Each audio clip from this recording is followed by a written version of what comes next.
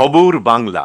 শালানপুর থানার অন্তর্গত ফুলবেড়িয়া বোলকুন্ডা গ্রাম পঞ্চায়েতের অন্তর্গত রাস্তার ধারে ফাঁকা জঙ্গল থেকে এক কিশোরীর অর্ধনগ্ন দেহ উদ্ধারের পর এলাকায় ব্যাপক চাঞ্চল্য ছড়িয়েছে।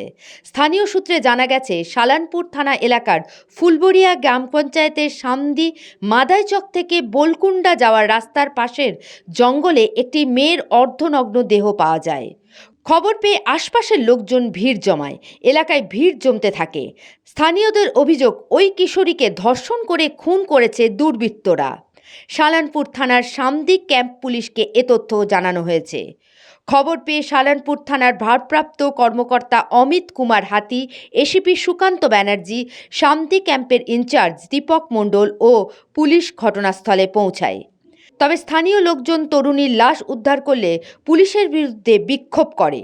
পাশাপাশি এলাকার নিরাপত্তা নিয়ে প্রশ্ন তুলেছেন স্থানীয় লোকজন। জানা যায়, মেয়েটি স্থানীয় বাসিন্দা এবং উচ্চশিক্ষিত।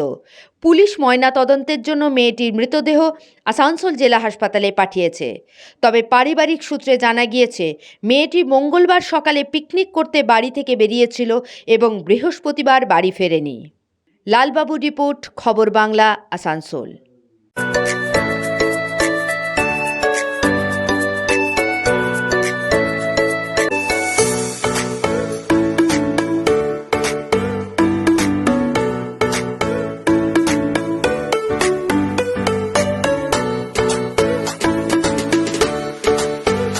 মা ভোজনালয়, শেয়ারশোল রাজবাড়ি, রানীগঞ্জ। Mobile number 9475505861।